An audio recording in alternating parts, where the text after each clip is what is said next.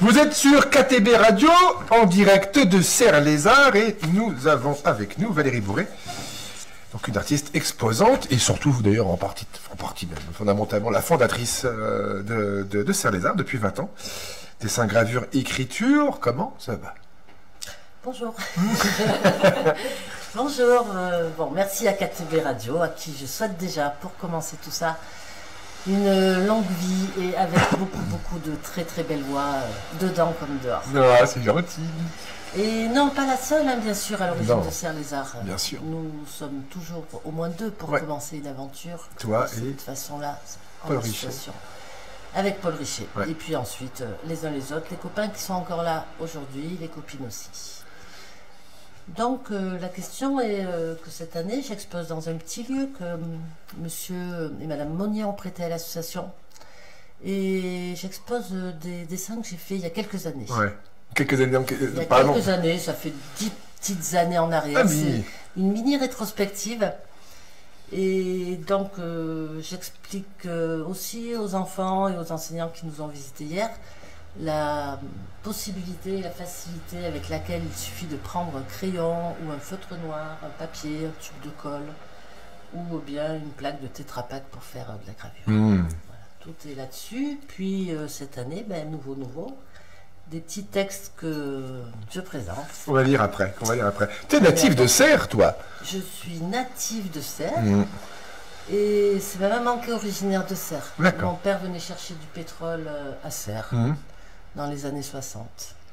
Donc mais il y avait d'autres idées finalement. Et dans ces 20 ans, pour quelqu'un qui l'a tenu quand même, là, qui la tient depuis 20 ans, en fait, comment vous avez commencé? Vous étiez les seuls exposants du coup, aussi un petit peu Non, parce que ça a commencé devant le portail de l'école avec Paul, de se dire, si on faisait des ateliers pour les enfants. Donc les petits attirent les grands. Ouais. C'est ça grandit en plus. Alors les ateliers pour les enfants, et les parents venaient, et puis finalement l'association s'est très vite développée vers des ateliers adultes, et puis tout un cycle de conférences. Ça a démarré comme ça. T'as un parcours du coup autour de là, t'as fait une école d'art, c'est ça, les beaux-arts? J'ai fait une école d'art, moi plutôt le côté illustration et métier d'imprimerie. Et durant quelques années, dans la région Rhône-Alpes, je travaillais dans la publicité. D'accord, oui, c'est ça. Ouais, voilà. C'était avant qu'il n'y avait pas les ordinateurs et où je faisais des logos, des maquettes sur calque. Et qu'on imprimait après, du coup, directement. Ah, c'est bien. T'as une technique particulière qui te convient? Parce que tu dessines, j'imagine, évidemment. Une technique particulière. Mais tu dessines de tout? Ou t'as le trait, t'as le coup d'œil, la perspective, mais est-ce qu'il y a une technique qui t'intéresse? La technique qui m'intéresse, d'ailleurs, c'est peut-être lié aussi au métier de l'imprimerie et aux études que j'ai fait. À partir du moment où dans ce que je vais dessiner ou graver, j'aime bien ce petit instant T qui se passe justement en gravure. Quand on a préparé sa plaque, on l'a ancrée et qu'on va passer sous la presse avec sa feuille de papier, découvrir la gravure, il y a ce petit espace-temps là où tout peut arriver. Après, je le retrouve bien sûr quand je fais des collages aussi. Finalement, j'aime avoir une matrice. Le trait en direct, il est bien. Mais c'est un peu comme on parle. Alors que si je rajoute ce petit espace de matrice, de temps entre l'impression, entre le temps de le faire et cette impression-là, et puis le dessin quand il sort, c'est ça que j'aime bien. C'est cette technique-là que j'aime bien. D'accord, oui, c'est une espèce de petit frisson perpétuel de se dire comment ça va être. Ton thème, du coup, cette année, donc c'est un peu une rétrospective des dessins qui avaient un sens il y a 10 ans par rapport à un sujet du festival, ou c'est des dessins inédits, par exemple, qui n'ont... Non, parce que dans le festival, comme tu dis, il n'y a jamais eu tellement de thèmes donnés, si ce n'est un thème commun aux artistes pour le showroom, l'exposition collective, ça c'est un clin d'œil. Mais bien sûr, les artistes, heureusement, proposent ce qu'ils ont envie de proposer. Donc, non, il n'y a pas de thème. Et dans mon travail, le seul thème qui est présent à chaque fois, c'est l'imaginaire. Oui. Donc, du coup, c'est bien. C'est le seul. Donc, tu nous rajoutes cette année, en plus de la gravure et du dessin, tu nous rajoutes des textes. Merci, Cyril. Je vous en prie. Je vais donc vous lire 2 poèmes composés par Valérie. Et je peux prendre une voix d'ailleurs du Moyen-Âge. Je bois une gorgée de café et j'arrive. Dites-moi, madame, Dans quel signe voudriez-vous... On recommence. Dites-moi, madame, dans quel signe voudriez-vous habiter? J'ai du scorpion, de l'amulette. Je m'en balance devant le taureau, quelques poissons rieurs, une estarfelle, une étoile et deux gémeaux. Un lion vierge, un chevalier, une trompe d'éléphant sacrifié à bélier, site incontournable à visiter avant la montée des eaux. Un capricorne sans aile à verser en verso, et aujourd'hui, un sagittaire sans arc et un cancer amical et malade. Dites-moi, madame. Pourquoi? C'est une bonne question. Moi, je viens expliquer pourquoi, d'autant plus que c'est un poème que j'ai écrit. J'avais passé une petite soirée avec Billy. Ouais. Duncan. Billy, ça a été notre premier président de l'association. Et il est décédé après 4 cancers. Et c'était un soir où j'étais avec lui, et puis il plaisantait, et puis il me disait dites-moi madame. On discutait tous les deux. Donc en rentrant à la maison, j'ai écrit ce texte. Ah, c'est un texte quand même qui a... Et je suis sagittaire, et, Ouais. et j'ai un arc. Billy, ouais, mais du coup, ouais, il en a aussi, c'était un peu... Il était un peu aux origines aussi du... Ah, il a été le premier Il est président, du coup, Le voilà. Ouais. premier. Ouais. Donc, Un- j'ai un deuxième fait exprès de choisir celui-là. Un petit deuxième. Ouais. Tic et toc. Verrons aucune allusion au site. Pas grave. C'est vrai. C'est génial. Tic et toc. Si j'écrivais un dessin avec un marteau et une enclume, je dessinerais le temps. Si je dessinais un écrit avec une enclume et un marteau, j'écrirais un dessin en tic-toc de plumes. Un maréchal ferrant à qui je soutenais que ce fût possible m'envoya parler à son cheval devenu sourd depuis quelques années. Ses yeux m'ont répondu. Tic et toc chassait le grand balancier du temps des mouches. Il savait le temps et sa couleur. Il aurait pu l'écrire à la plume et le dessiner, mais, me disais-je, je revenais donc vers la marée à cheval sur le temps. Quand en plus tu dois mettre un ton à réfléchir à ta ponctuation. Tic et toc. Tic et toc, celui-là, il est arrivé un peu comme un tic et toc. Il n'y a pas tellement d'explications. On rejoint l'écriture automatique. Ouais. C'est une pratique que je pratique bien. Ouais. C'était venu comment cette écriture? Parce que finalement, en fait, avec le texte précédent, ça a toujours été quelque chose que tu as pratiqué, finalement, Toujours. l'écriture, ouais. Toujours. J'ai eu la chance d'être dans un collège expérimental à Grenoble. Et de la 6e à la 3e, on commençait la journée par une écriture automatique. Ouais. Tous les jours. Donc c'est quelque chose que j'aime beaucoup. Et je continue de le faire, pas tous les jours, mais très souvent.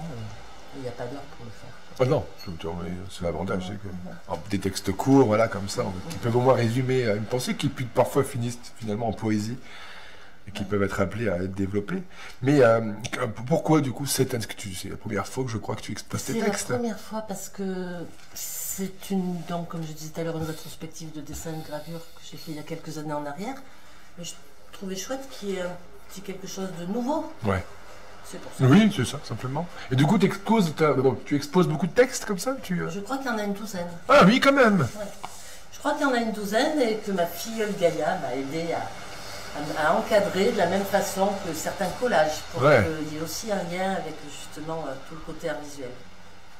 Ah, des textes encadrés, c'est génial ça. C'est vrai que ça se fait bien. Hein? T'en penses quoi? Oui, bien sûr. Oui. Merci Sarah pour votre commentaire. C'était la chronique de Sarah. Oui, oui, bien sûr. Si ça s'arrête là, bah, c'est normal. Voilà. Bon, 20 ans. Qu'est-ce que tu ressens, toi? La 20e année. Alors, par exemple, hier, quand j'écoutais le discours de Jules, des uns, des autres, devant la maison du tourisme, des fois, je me retournais pour regarder les gens, puis je me disais, ah c'est bien quand même tout ce qu'on a fait. Ouais. Ah bah oui. Récapituler comme ils ont Parce comme que il a le su fait faire. d'y être depuis 20 ans, c'est parce que je l'entends comme ça, de manière résumée, dans un micro, Oui. je me dis, ah ouais, et ouais. Mais 20 années.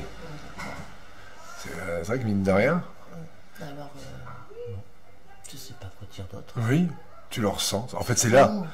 Ça existe. En fait, Ça ça existe. continue. Et, Ben, ça continue, j'espère que ça continue aussi beaucoup avec d'autres personnes, et des D'autres personnes partenariats. plus jeunes et des nouveaux intervenants, et que ça continue encore longtemps. De toute façon, d'un point de vue professionnel, c'est quelque chose qu'on prévoit puisqu'on a ouvert un centre de formation. Ouais. Mais c'est là, qu'est-ce qui pourrait faire que le Festival des Serres-les-Arts soit encore plus grand, selon toi? Imaginons. Alors, bon, de mon côté, c'est vrai que c'est pas moi qui ai inventé ça. J'avais lu un article sur un directeur de festival à Nantes qui fêtait sa 10e année. Et ça avait été l'apothéose du monde, du beau temps, enfin, quelque chose de vraiment, vraiment réussi, l'apothéose. Et il proposait donc à toute son équipe de changer. Ouais. Changer. Je suis bien d'accord sur cette idée-là. Alors, changer quoi, comment, pourquoi, on en parlera tous ensemble si c'est le cas. J'avais proposé ça après les 10 ans. Ouais. Et la 11e est arrivée, et la 12, 13, 14, et ainsi de suite. Et on a dû Donc, continuer. Je vais radoter, je vais reproposer ça à l'issue de nos 20 ans. De faire quelque chose de nouveau. De nouveau, de prendre certains ingrédients, mais... une base qui fonctionne. Alors, mais parce que peut-être... le plus grand, pour moi, il n'existe pas tellement.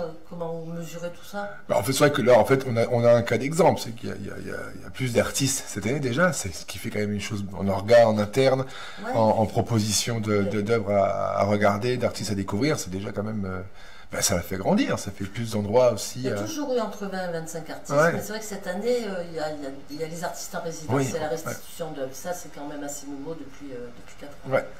Et ça, c'est bien. Ouais. Donc,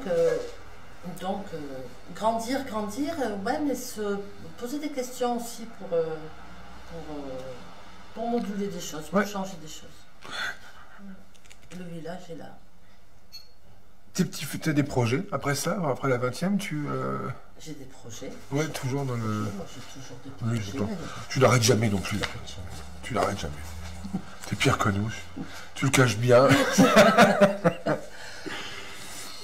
Est-ce que, voilà, tu sais qu'on est une radio libre, est-ce que tu aurais un sujet que tu voudrais qu'on aborde, nous, en tant que radiologue de Serres, que tu aimerais qu'on envisage, qu'on ouvre à l'appel à projet? Ce qui m'embête, c'est de parler de la Minute du Cyclope. Mhm. C'est une émission qui existait en radio dans les années peut-être 70, Ouais. 80. Pierre Desproges. Ouais. C'était génial. J'aimais ce côté surréaliste. C'était assez court. Ça peut ressembler à un petit texte. Donc des Sinon, petites chroniques comme ça de... ouais, je pense à ça sans réfléchir en premier. Ok. Enfin, il y a plein de chroniques. On a des chroniques impro qui arrivent bientôt. Pour le théâtre, on a une chronique philosophique autour des bonnes nouvelles. Ça, c'est Aussi, bien.